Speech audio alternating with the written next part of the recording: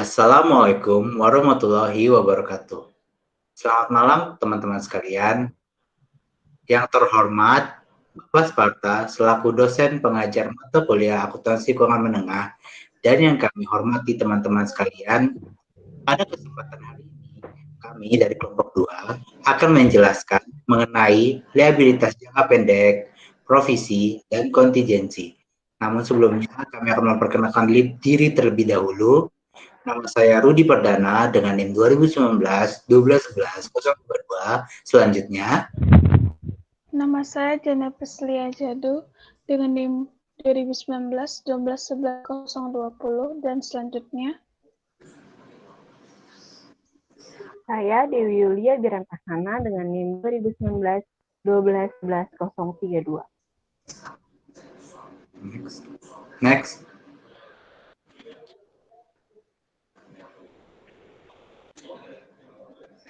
Pada kesempatan hari ini kita akan membahas mengenai kewajiban lancar. Apa itu kewajiban lancar? Kewajiban lancar memiliki 3 karakteristik penting. Yang pertama, kewajiban di masa sekarang. Yang kedua, kewajiban ini muncul yang ada dari peristiwa masa lalu. Dan yang ketiga ini adalah kewajiban lancar itu menghasilkan arus keluar sumber daya, baik berupa barang dan jasa. Di sini ada konsepnya. Untuk memberitahu klasifikasi dari spesifikasi finansial instrumen, itu diperlukan proper definisi atau penjelasan yang definisi dari setiap aset, kewajiban, dan ekuitas. Mereka biasanya menggunakan conceptual framework definisi sebagai basis dalam penyelesaian kontroversial klasifikasi dalam akun-akun aset, liabilitas, dan ekuitas. Next.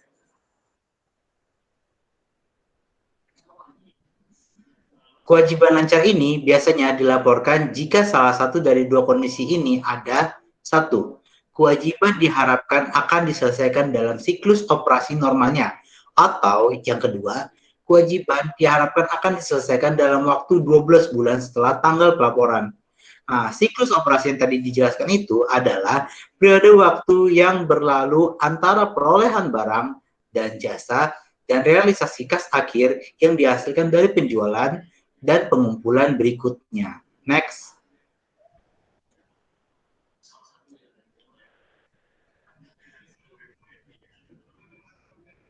Ini adalah ciri khas dari kewajiban lancar atau nama-nama akun yang biasanya kita sebut sebagai kewajiban lancar. Di sini yang pertama ada akun hutang atau account payable, di sini ada wesel bayar atau notes payable, terus yang ketiga hutang jangka panjang yang jatuh saat tempo saat ini, 4 kewajiban jangka pendek diharapkan akan dibiayai kembali, kelima hutang dividen atau dividen payable, 6 uang muka dan deposito pelanggan, 7 pendapatan diterima di muka, 8 hutang pajak penjualan dan pertama nilai, 9 pajak penghasilan terutang, dan yang ke-10 adalah kewajiban terkait karyawan. Next.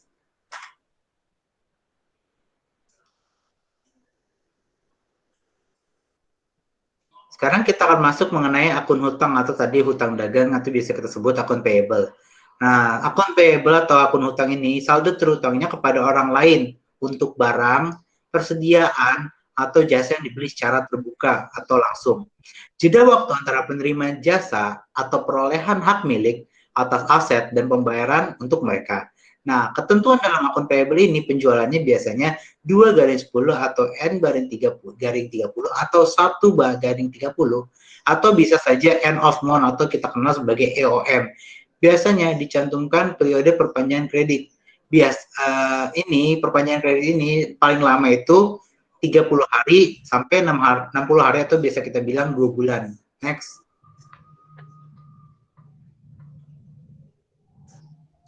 Selanjutnya adalah wesel bayar atau notes payable. Wesel bayar ini adalah janji tertulis untuk membayar sejumlah uang pada tanggal tertentu di masa depan. Wesel bayar ini itu timbul dari pembelian, pembiayaan, atau transaksi lainnya. Terus kemudian, wesel bayar ini uang kertas diklasifikasikan sebagai jangka pendek atau jangka panjang. Dan yang ketiga, wesel ini dapat berbunga atau bisa saja digunakan tanpa bunga. Next. Ini adalah salah satu kasusnya penerbitan wesel berbunga atau notes payable dengan bunga.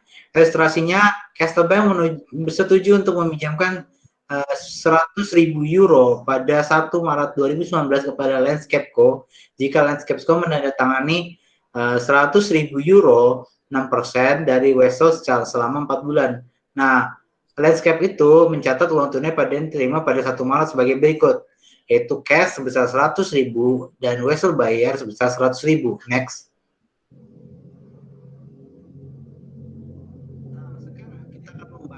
Perhitungan bunga yang baru saja tadi kita bahas. Jika Landscape menyusun laporan keuangan setengah tahun, maka jurnal penyesuaiannya itu berikut dibuat untuk mengakui beban bunga dan hutang bunga pada 30 Juni 2019. Perhitungan bunganya adalah €100.000 dikali 6% dikali 4 per 12, hasilnya €2.000. €2.000 ini akan dicatat sebagai interest expense dan interest payable sebesar €2.000 dari notes payable sebelumnya. Next. Kemudian, di sini ditempatkan kondisi bagaimana saat jatuh tempo. Pada saat jatuh tempo 1 Juli 2020, Landscape mencatat pembayaran Wesel dan bunga yang masih harus dibayar sebagai berikut. Yang pertama, notes payable sebesar €100.000, kemudian hutang bunga interest payable €2.000, dan pada cash sebesar €102. Next. Sekarang kasusnya apabila penerbitan Wesel tanpa bunga. Sama seperti yang tadi, di sini dia hanya menerbitkan Wesel bayar €102.000 selama 4 bulan tanpa bunga kepada Castle Bank. Nilai sekarang atau present value dari Wesel tersebut adalah €100.000. Maka nilai yang dicatat adalah pada akun €100.000 berdasarkan apa yang dia terima di present value sekarang. Next.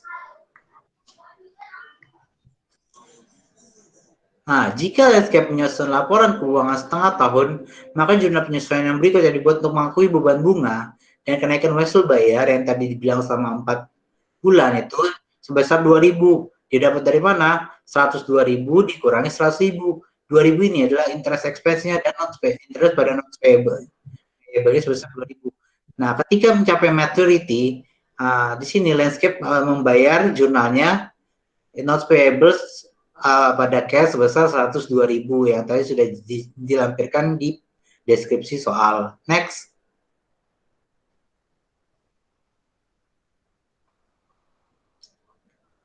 Sekarang kasusnya pada exercise 13.2. Di sini ada hutang dan Wesel bayar. Berikut adalah transaksi yang dipilih dari Derby Corporation. Pada tanggal 1 September, dia memberi persediaan dari owned company secara kredit dengan nilai €50.000.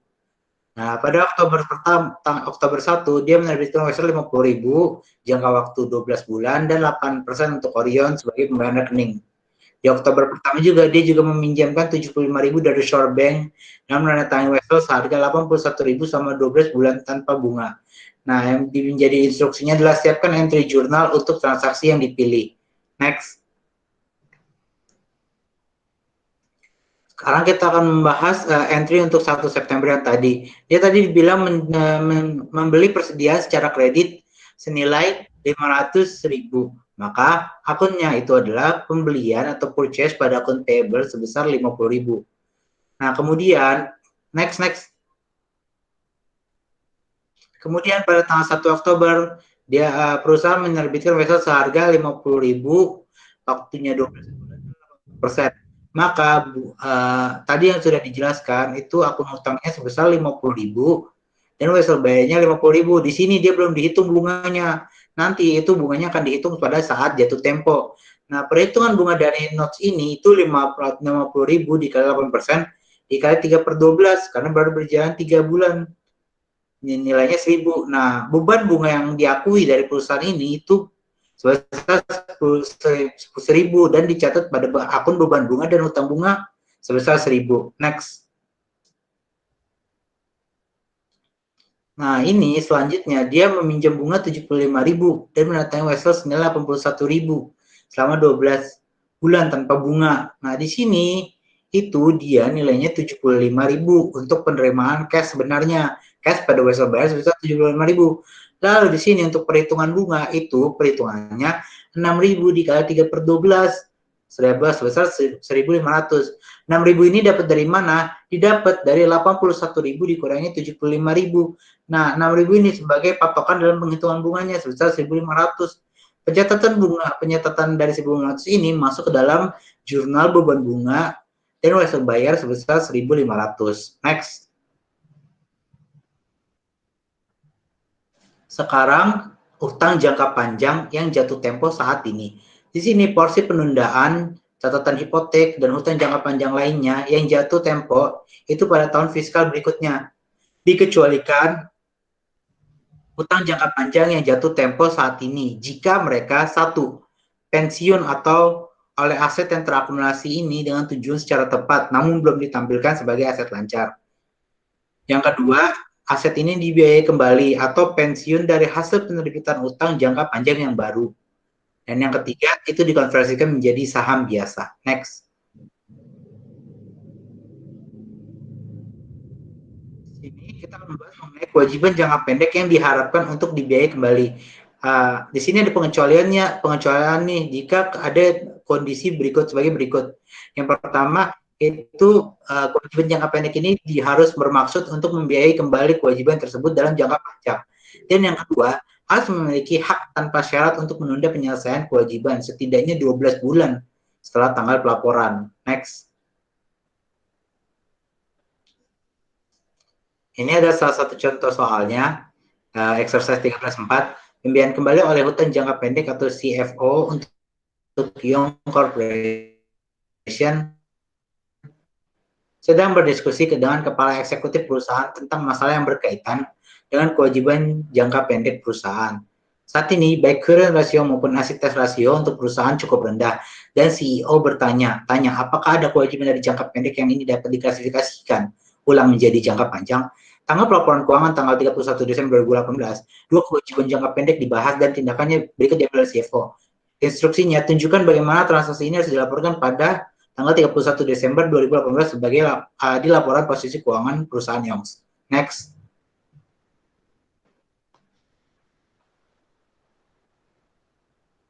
Nah, inilah ilustrasinya kewajiban jangka pendek kasus apabila ini pengelompokannya yang memiliki kewajiban jangka pendek sebesar 50.000 yang jatuh tempo pada 1 Maret 2019. CFO membahas dengan memberi pinjaman apakah pembayaran dapat diperpanjang hingga 1 Maret 2021 asalkan Yong setuju untuk memberikan jaminan tambahan. Kesepakatan dicapai pada 1 Februari 2019 untuk mengubah persyaratan pinjaman untuk diperpanjang jatuh tempo obligasi hingga 1 Maret 2021. Laporan keuangan tersebut yang harus diautorisasi pada diterbitkan pada 1 April 2019. Ini ada garis timeline-nya. Di tanggal 31 Desember itu dia sebagai penerbitan awal sebesar 50.000. Di Februari 1 itu dia pembiayaan kembali selesai. Yang ketiga Maret 1 itu dia sebagai kewajiban dalam pembayaran yang 50.000 tadi. Dan yang April ini adalah penerbitan penyataan bahwa dia sudah akan membayar 50.000 itu. Next. Ini masih sama hal deskripsinya, tapi di sini pada tanggal 31 Desember 2019 itu karena perjanjian tersebut belum ada pada tanggal pelaporan keuangan yaitu tanggal 31 Desember, kewajiban tersebut itu harus dilaporkan terlebih dahulu sebagai kewajiban lancar. Nah, 50.000 ini itu tidak bisa diubah karena dia belum dilaporkan. Oleh karena itu di sini ditulislah warna merah kewajiban lancar itu sudah diakui di tanggal 31 Desember 2019. Next. Nah, di sini ada kasus untuk B. Apabila yang juga memiliki kewajiban jangka pendek lainnya sebesar 120.000 yang jatuh tempo tanggal 15 Februari 2019, maka pembahasan dan pemberian pinjaman dan memberi pinjaman ini setuju untuk memperpanjang tanggal jatuh tempo menjadi 1 Februari 2020. Perjanjian ini ditandatangani pada bulan Desember 2018. Pelaporan keuangan diautorisasi untuk diterbitkan pada 31 Maret 2019. Nah, di sini kasusnya tadi pertama itu 2 Desember 2018 itu pembiayaan kan kembali selesai. Nah, muncul lagi di Desember 31 2018 itu 120.000. Di berikutnya di Februari 2019 15 itu dia kewajiban pembayaran dan yang terakhir pada Maret 31 itu sebagai penerbitan pernyataan pembayaran. Next. Nah, ini instruksinya juga masih sama. Nah, ini dicatatkan di sini adalah sejak perjanjian tersebut dibuat pada tanggal pelaporan atau 31 Desember 2018, Kewajiban tersebut juga sama harus dilaporkan. Namun di sini sebagai kewajiban tidak lancar. Kenapa? Karena ini dia sifatnya jangka pendek dan jatuh tempo. Jatuh tempo, namun ini dalam kasus pinjaman. Sehingga di timeline ini Desember 18 itu pembiayaannya kembali selesai, namun muncul lagi nih kewajibannya. Kewajiban yang baru muncul ini dianggap sebagai kewajiban tidak lancar. Sebesar 120.000. Next.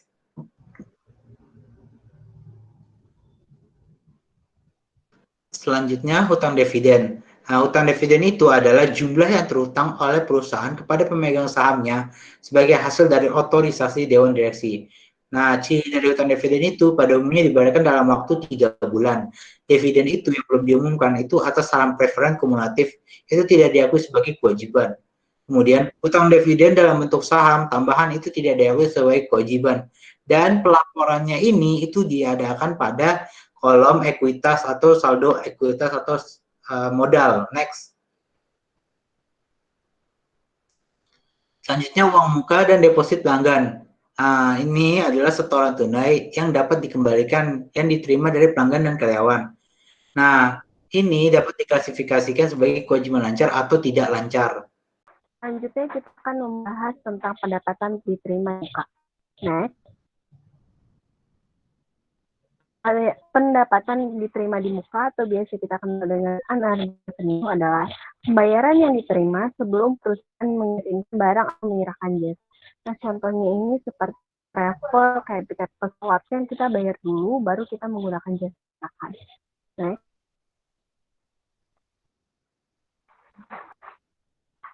kemudian ada utang PPN. Jadi utang PPN ini adalah pedagang berkewajiban memungut pajak penjualan membeli pada saat terjadi transaksi jual beli. Kemudian mereka membayarkan kepada pemerintah. Next.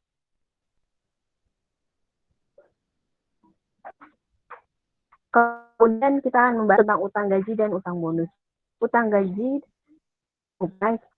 adalah utang gaji dan upah yang harus dibayarkan kepada karyawan. Nah, utang lancar ini mencakup pengurangan tahap tunjangan keadilan dan bonus. Sedangkan untuk bonus adalah pembayaran kepada karyawan di luar dari gaji reguler yang mereka terima. Contohnya, bonus yang dibayarkan merupakan biaya operasi. Kemudian, bonus yang dibayarkan harus dilaporkan sebagai utang lancar. Next.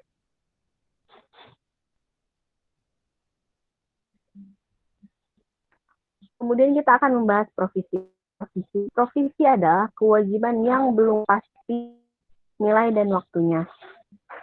Nah, provisi ini dilaporkan sebagai kewajiban lancar atau tidak lancar. Contohnya, kewajiban yang terkait dengan litigasi, garansi penjualan produk, strukturisasi perusahaan, dan kerusakan lingkungan.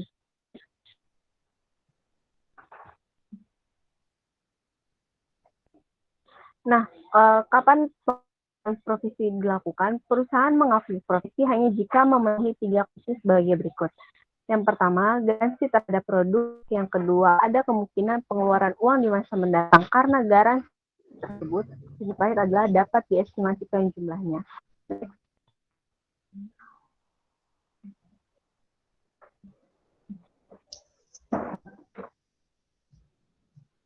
Yang selanjutnya ada jenis ketentuan umum.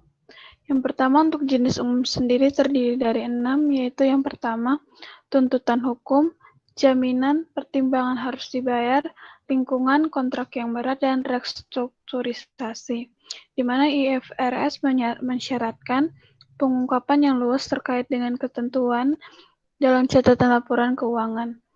Perusahaan tidak mencatat atau melaporkan dalam catatan kemungkinan risiko umum yang melekat dalam operasi bisnis, misalnya kemungkinan perang, pemogokan, bencana yang tidak diasuransikan, ataupun resesi bisnis. Yang pertama, kita membahas mengenai ketentuan litigasi, di mana perusahaan harus mempertimbangkan hal-hal berikut dalam menentukan apakah akan mencatat tanggung jawab sehubungan dengan proses pengadilan yang tertunda ataupun terancam, dan kemungkinan klaim dan penilaian aktual, yaitu yang pertama, jangka waktu saat penyebab yang mendasari tindakan tersebut terjadi, yang kedua, kemungkinan hasil yang tidak menguntungkan, dan yang ketiga, kemampuan untuk membuat perkiraan yang masuk akal tentang jumlah kerugian.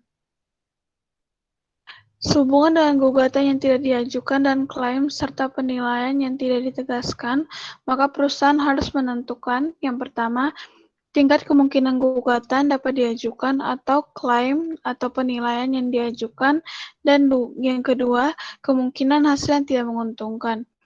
Jika keduanya memiliki kemungkinan besar, jika kerugiannya dapat diperkirakan secara wajar, dan jika penyebab tindakan tertanggal pada atau sebelum tanggal laporan keuangan, maka perusahaan harus menambah kewajiban.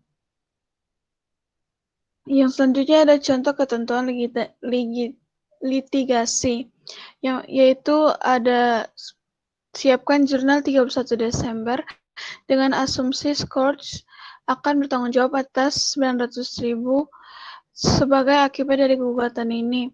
Yang kedua, persiapkan jurnal 31 Desember jika ada. Yang pertama, itu kita akan mencatat entry-nya yaitu lawsuit loss pada lawsuit liability, di mana diketahui di soal tadi bertanggung jawab atas 900.000 di lawsuit loss dan lawsuit liability. Dan yang kedua, tidak ada entry karena kerugian tidak diakrualkan sebab kemungkinan besar kewajiban tidak timbul pada 31 Desember 2019. Yang selanjutnya ketentuan garansi.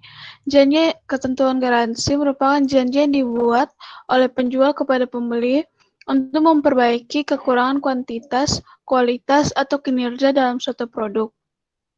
Jika kemungkinan besar pelanggan akan membuat klaim garansi dan perusahaan dapat memperkirakan biaya yang diperlukan secara wajar, atau perusahaan harus mencatat pengeluaran. Ketentuan garansi dibagi menjadi dua, yaitu perusahaan seringkali memberikan salah satu dari dua jenis jaminan kepada pelanggan. Ada garansi jenis jaminan dan garansi jenis layanan. Yang pertama, garansi jenis jaminan. Jaminan kualitas bahwa barang atau jasa bebas dari cacat di tempat penjualan. Yang pertama, kewajiban harus dibebankan pada periode saat barang disediakan atau layanan dilakukan. Dengan kata lain, pada titik penjualan. Dan yang kedua, perusahaan harus mencatat tanggung jawab garansi. Yang selanjutnya ada garansi jenis layanan, di mana garansi jenis layanan ini merupakan garansi yang diperpanjang untuk produk dengan biaya tambahan, yaitu yang pertama biasanya dicatat dalam akun pendapatan jaminan diterima di muka, dan yang kedua mengakui pendapatan dengan metode garis lurus selama periode berlakunya jaminan jenis layanan. Yang pertama, contoh dari garansi jenis jaminan, di mana akan ditanyakan bahwa apa entry penjualan dan biaya garansi terkait untuk tahun 2019 dan 2020. Yang pertama, kita akan menemukan solusi untuk penjualan mesin dan biaya terkait 2019. Entry-entrynya sebagai berikut. Yang pertama, untuk mengenali penjualan mesin dan pertanggungjawaban jaminan, di mana itu cash pada sales revenue itu 500.000 dari yang diketahui di soal tadi 100 mesin ini dikali dengan harga tunainya per mesin 5.000, maka hasilnya 500.000 pada cash dan cash pada sales revenue 500.000. Dan selanjutnya untuk mencatat pembayaran untuk jaminan dikeluarkan, itu diketahui di soal bahwa warranty expense kepada cash, inventory, dan accrued payroll yaitu 4.000.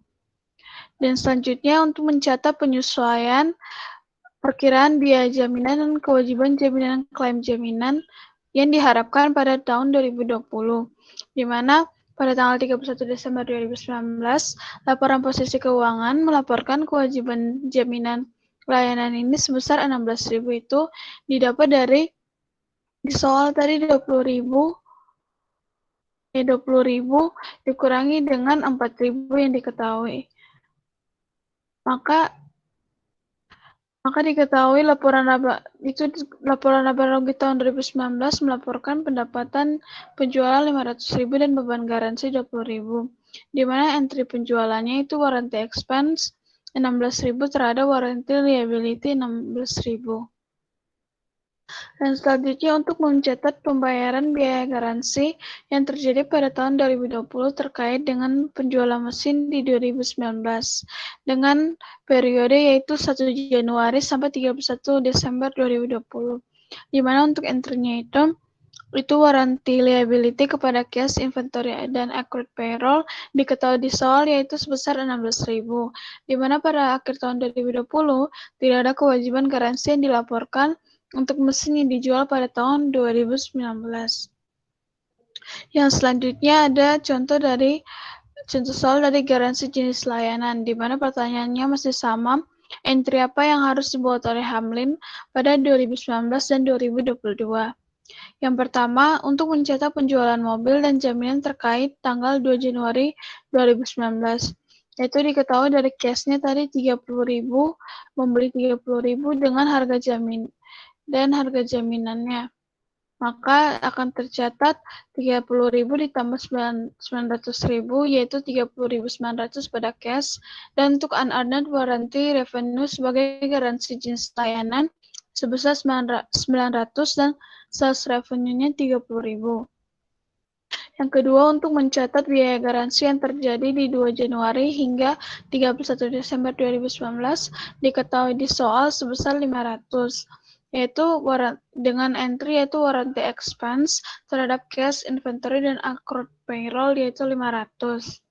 Yang selanjutnya, jurnal penyesuaian untuk mencatat perkiraan biaya jaminan dan kewajiban jaminan untuk klaim jaminan yang diharapkan pada 2020 dengan periode 1 Januari hingga 31 Desember 2019. Dengan pada tanggal 31 Desember 2019 ini, laporan posisi keuangan melaporkan kewajiban jaminan sebesar 200, yaitu didapatkan dari 700 dikurangi dengan 500. Maka entry-nya warranty expense kepada warranty reliability yaitu sebesar 200. Dan selanjutnya untuk mencatat pendapatan yang diakui pada 2022 pada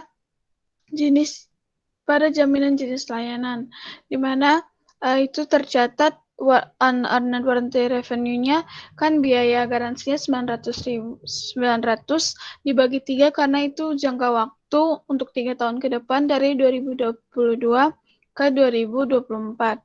Maka unearned warranty revenue kepada warranty revenue sebesar 300. Yang selanjutnya kita akan membahas mengenai hutang pertimbangan, di mana perusahaan sering melakukan pembayaran kepada pelanggan mereka sebagai bagian dari pengaturan pendapatan, di mana perusahaan akan mendapatkan premi, penawaran kupon, dan rabat untuk merangsang penjualan. Perusahaan harus membebankan biaya premi dan kupon ke biaya selama periode penjualan yang mendapatkan keuntungan dari program tersebut. Contohnya seperti berikut, di mana untuk pertanyaannya untuk pembahasan hutang pertimbangan ini, entry apa yang harus direkam oleh Fluffy Cake Mix pada tahun 2019?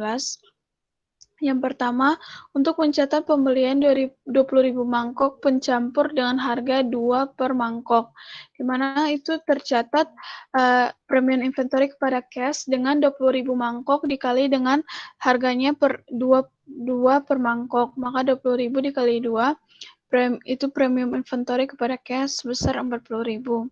Yang kedua, adapun entry untuk penjualan kotak campuran kue pada 2019 sebagai berikut, yaitu cash terhadap sales revenue, di mana diketahui untuk boxnya ada 300.000 dikalikan dengan harga per kotaknya itu 3, maka cash pada sales revenue itu sebesar 900.000. Yang selanjutnya untuk mencetak penebusan aktual dari 60.000 tutup kotak dengan penerimaan 1 per 10 tutup kotak dan pengiriman mangkok pencampur, yaitu diketahui untuk entry-nya ada cash, premium expense, dan inventory of premium. Di mana untuk cash itu nilainya didapat 6.000 dari 60.000 dibagikan dengan 10. 10 kan tadi ada 1 per 10 tutup kotak dan dikalikan dengan 1, maka hasilnya ada 6.000. Yang selanjutnya premium expense 6.000 dan untuk inventory of premiumnya itu 60.000 dibagi 10 sama, namun yang kali ini dikali 2. Maka untuk cash pada premium expense 6.000 dan untuk inventory of premium nilainya 12.000. Nah, 12.000 ini didapatkan dari perhitungan sebagai berikut, di mana untuk premium liability untuk total box top yang terjual pada 2019 kan 300.000, di mana untuk redemption estimate untuk persennya 60%. Maka 60% dari 300.000 kan 180.000 diketahui sebagai total estimate redemption. Untuk cost dari estimate redemption sendiri yaitu 180.000 box dibagi dengan 10 yang tadi dan dikali dengan 2 dikurang 1 euro, di mana didapatkan untuk cost-nya itu sebesar 18.000 dikurangi dengan redemption to date yaitu sebesar 6.000. Maka untuk liability-nya pada 31 Desember 2019 untuk premium liability-nya yaitu sebesar 12.000. Yang selanjutnya, jurnal penyesuaian untuk mencatat biaya premi tambahan dan estimasi kewajiban premi pada tanggal 31 Desember 2019 sebagai berikut. Yang pertama, yaitu premium expense kepada premium liability yang sudah dihitung sebelumnya itu sebesar 12.000. Maka premium expense pada premium liability sebesar 12.000. Topik selanjutnya yaitu ketentuan lingkungan, di mana perusahaan harus mengakui liabilitas lingkungan ketika perusahaan memiliki kewajiban hukum terkait dengan penghentian aset berumur panjang dan ketika dapat memperkirakan jumlah liabilitas secara wajar, di mana yang pertama membahas mengenai obligating event, di mana untuk contoh kewajiban hukum yang ada yang membutuhkan pengakuan kewajiban termasuk, tetapi tidak terbatas pada yang pertama, penonaktifan fasilitas nuklir, pembongkaran, pemulihan, dan reklamasi properti minyak dan gas, biaya penutupan reklamasi, dan pemindahan tertentu dari fasilitas pertambangan, dan yang terakhir, biaya penutupan dan pasca penutupan tempat pembuangan akhir.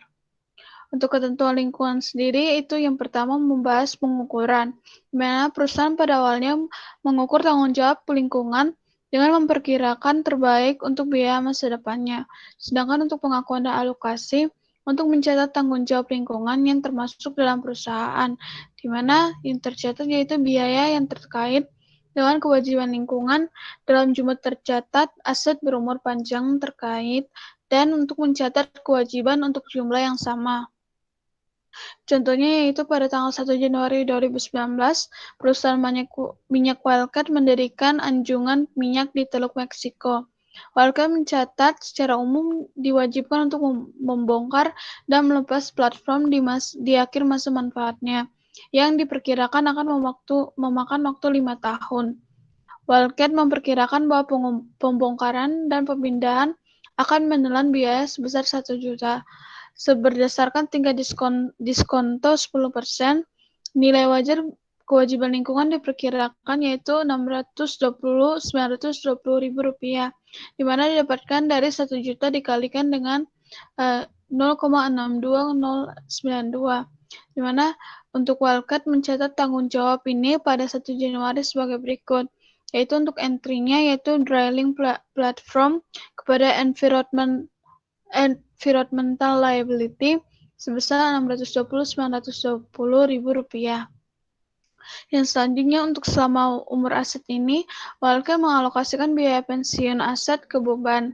Dengan menggunakan metode garis lurus, Wildcat membuat entry sebagai berikut untuk mencatat pengeluaran, di mana kan metode garis lurus yaitu dari 2019, 2020, 2021, dan 2022, dan 2023, itu kan 5 tahun. Maka untuk depreciation expense kepada akumulasi depreciation plan aset itu didapatkan dari nilai Rp620.920 dibagikan dengan jumlah tahun yaitu 5. Maka entry-nya sebesar Rp124.184.000. Selain itu, Wildcat harus menambah beban bunga pada setiap periode, di mana Wildcat mencatat beban bunga dan kenaikan terkait dalam kewajiban lingkungan pada 31 Desember 2019 itu sebagai berikut, di mana tadi kan interest expense itu diketahui nilai Rp620.920 dikalikan dengan persennya yaitu sebesar Rp10.000. Maka interest expense terhadap environmental liability yaitu Rp62.092. Untuk entry pada 10 Januari 2024, Wildcat membuat kontrak dengan Reclaimers INC untuk membongkar platform dengan harga Rp995.000, di mana Wildcat membuat entry journal sebagai berikut untuk mencatat penyelesaian kewajiban, di mana diketahui environment liability kan diketahui di soal sebesar 1 juta. Di mana untuk case-nya diketahui di ilustrasi ini kan 995 sebagai harga kontrak. Nah, maka itu terdapat perbedaan 5.000 dicatat sebagai gain on settlement of environmental liability. Yang selanjutnya kita membahas mengenai onerous contract provisions, di mana biaya yang tidak dapat dihindari merupakan biaya yang tidak dapat dihindari untuk memenuhi kewajiban melebihi manfaat ekonomi yang diharapkan akan diterima. Untuk biaya yang diharapkan harus mencerminkan biaya bersih terkecil untuk keluar dari kontrak yang lebih rendah dari biaya pemenuhan kontrak atau kompensasi denda yang ditimbulkan dari kegagalan untuk memenuhi kontrak tersebut. Nah, untuk contohnya, Summer Sports beroperasi secara menguntungkan. Dia sebuah pabrik yang disewa dan membayar sewa bulanan. Sumar memutuskan untuk merelokasi operasinya ke fasilitas lain. Namun, sewa fasilitas lama berlanjut hingga 3 tahun ke depan. Sayangnya, Sumar tidak dapat membatalkan sewa dan tidak dapat menyewakan pabrik kepada pihak lainnya. Dengan biaya yang diharapkan untuk memenuhi kontrak yang berat ini, yaitu sebesar 200.000, maka entry-nya yaitu loss on lease contract, yaitu 200.000 diketahui di soal kepada lease contract liability sebesar 200.000 juga. Selanjutnya kita mengasumsikan fakta yang sama seperti yang di sebelumnya untuk contoh Sumar dan biaya yang diharapkan untuk memenuhi kontrak yaitu 200.000. Namun kali ini Sumar dapat membatalkan sewa dengan membayar denda sebesar 175.000. Dalam kasus ini Sumar harus mencatat tanggung jawab sebagai berikut.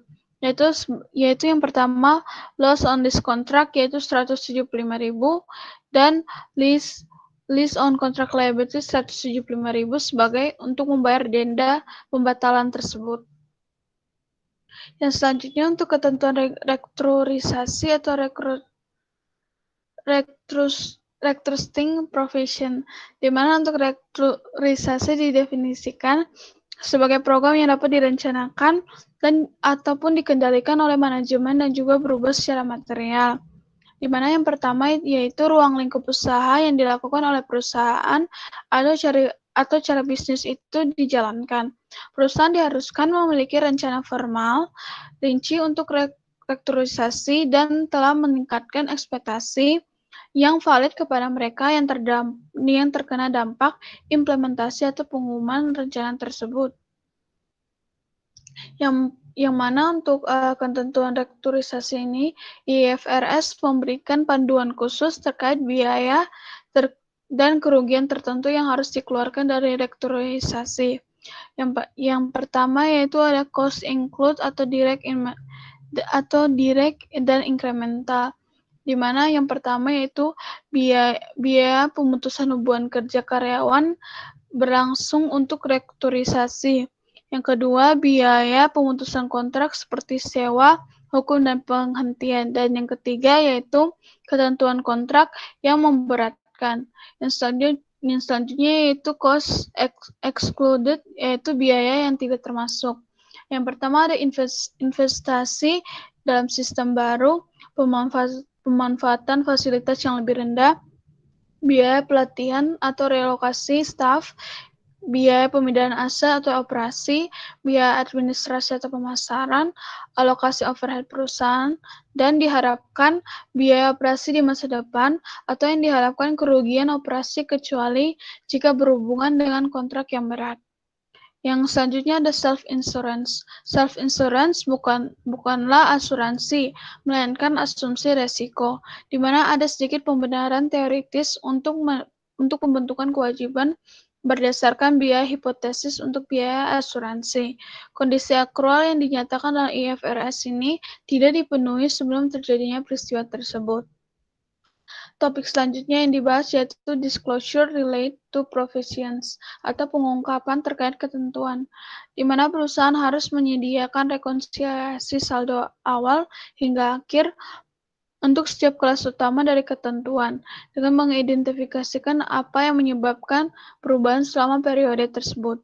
Sebagai tambahan, yaitu ketentuan harus dijelaskan dan waktu yang diharapkan dari setiap arus keluar diungkapkan.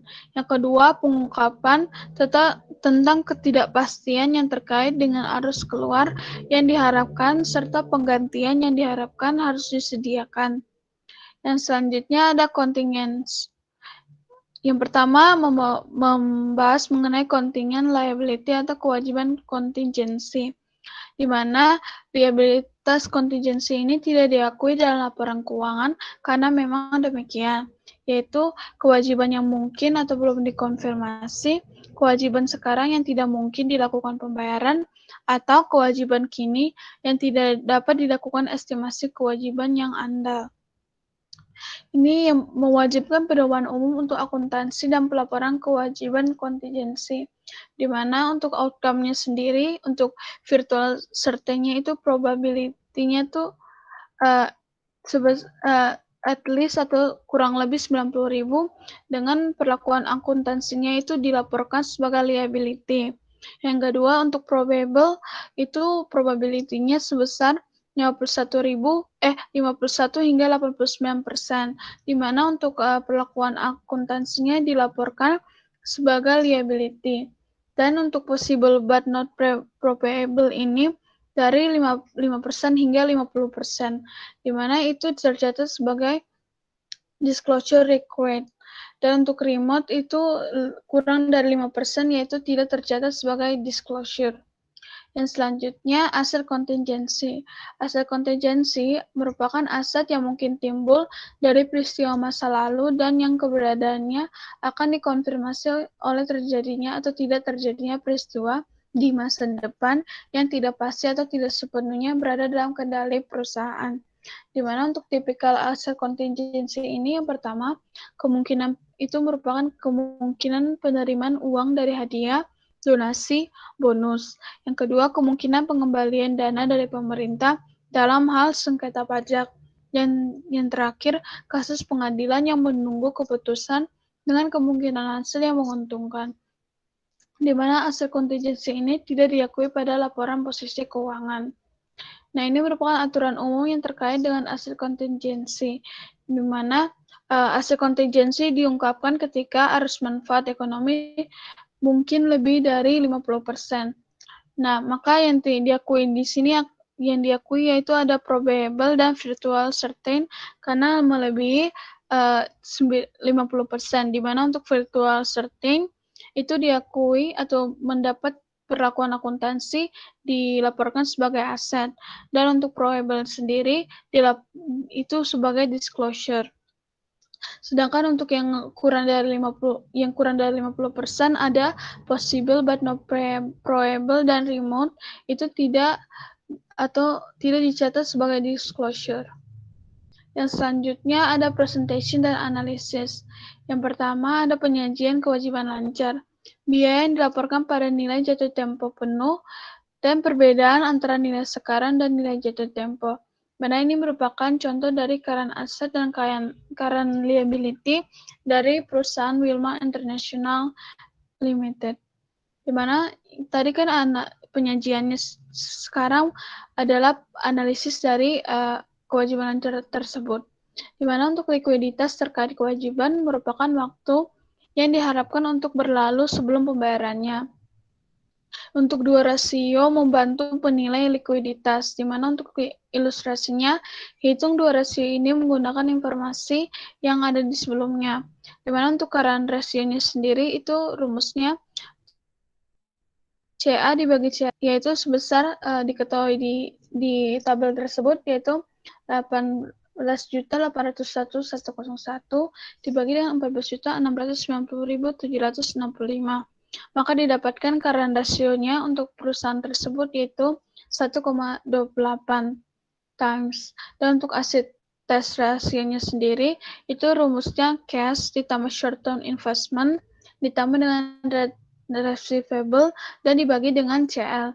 Itu angka-angkanya sudah diketahui di soal, maka untuk hasil akhirnya yaitu $12.483.567 dibagikan dengan $14.690.765.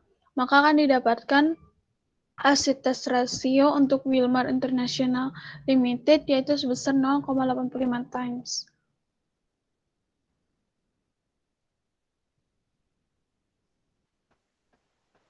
Selanjutnya kita akan masuk ke dalam pembahasan soal jawab. Nah, sekarang kita akan membahas mengenai soal jawab, yaitu E124. Di sini saya meng-copy paste semua isi soalnya. Bisa dilihat di sini Palmero membeli paten, ini untuk catatan paten pada perusahaan Palmero. Nah, yang pertama itu dia akan membeli paten sebesar 1.500.000 dari Vania. Nah, paten ini amortisasinya legal life-nya 10 tahun yang akan berakhir di 2027. Tahun 2019 dia perusahaan Palmero ini berpikir ekonomi benefit dari paten itu hanya bisa bertahan 6 tahun. Dan dari kondisinya di mana amount tersebut itu harus dicatat dalam statement of financial position. Apa yang harus dicatat pada statement financial position tersebut. Yang kedua, Palmero itu membeli franchise dari Docteri seharga 350.000 dengan carrying amount itu on book itu 1 Januari 2018 itu 500.000. Nah, franchise ini persetujuannya itu hanya bertahan 30 tahun. Namun Palmero itu karena dia masuk dalam kompetisi bidding atau lelang, di sini seperti yang franchise yang kita tahu itu hanya bisa ditahan sampai 2027 lebih. Dan itu harus diamortisasi. Bagaimana amortisasinya selama 31 Desember 2019. Yang ketiga, Palmero ini muncul kos organisasi sebesar 275.000 di mana kos ini itu jadi beban. Dan yang keempat, dia membeli lisensi dari distribusi yang populer consumer product sebesar 250.000 dan diekspektasi bahwa dia punya umur itu 5 tahun, tapi nyatanya yang sukses itu berdasarkan renew itu sebesar 5 tahun juga. Nah, bagaimana pencatatan amortisasinya? Di sini instruksinya adalah penjawablah setiap pertanyaan tersebut berdasarkan faktual atau fakta yang terjadi di soal tersebut. Next. Nah, di sini tadi kan dibilang dia melaporkan paten, jawabannya adalah melaporkan paten 900.000. Nah, 900.000 itu dia dapat dari mana? Yang pertama amortisasi di tahun 2017 dan 2018. Itu kan nilainya 1.500.000. Nah, diestimasikan itu harganya umur ekonominya 10 tahun kan. Nah, karena di sini amortisasinya selama 2 tahun, berarti 150.000, 1.500.000 itu dibagi 10 dikali 2, hasilnya 300.000. Lalu bagaimana dengan amortisasi di tahun 2019? Nah, di sini rumusnya sama, cuma di sini 1.500.000 ini dikurangi 300.000 dari tahun sebelumnya, amortisasi tahun sebelumnya. Nah, dibagi lagi dari 6 dikurang 2. 6 dikurang 2 ini itu pembahasannya selama bulan ini. Jadi cuma 4 doang. Hasilnya 300.000.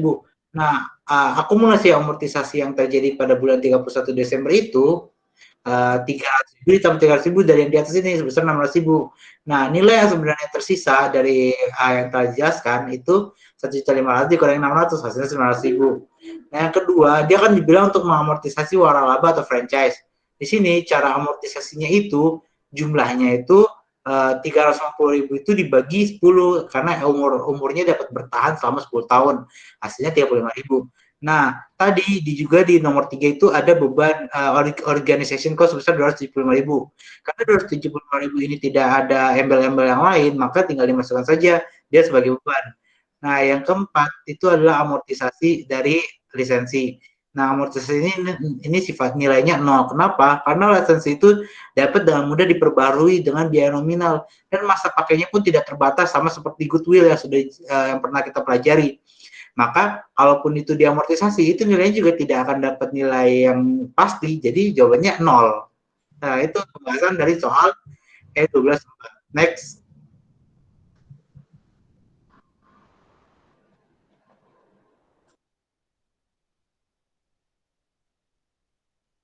Selanjutnya kita akan membahas soal exercise 12.15.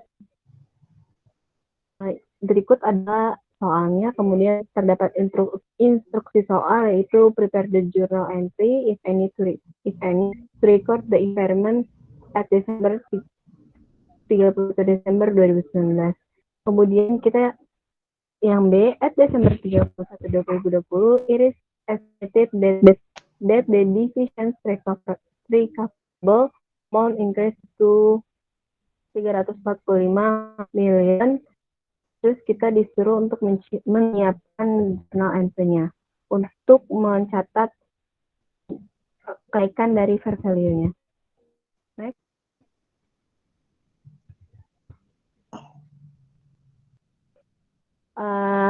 Diketahui bahwa net assetnya sebesar 360, kemudian fair value to cost sale sebesar 335. Kemudian karena impairment loss 360 ditambah 335 menjadi 25. Kemudian kita akan melihat pencatatan dari impairment loss dalam bentuk nilai di 31 Desember 2019 adalah impairment loss sebesar 25 juta, kemudian goodwill sebesar 25 juta.